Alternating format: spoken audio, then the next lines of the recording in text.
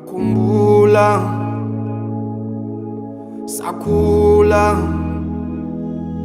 onke okwenzakala empilweni yami manje kuseyiphupho saphupha angihlale njalo ngibuqa phansi ngedolo ngicela enkosini ngithandaza Nkosi ngigcinela umama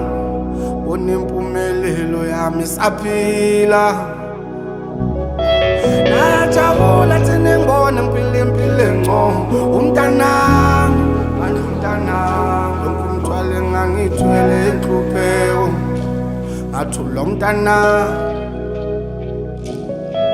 Bongiseni, bongiseni, bongiseni, bongiseni, bongiseni, bongiseni, bongiseni,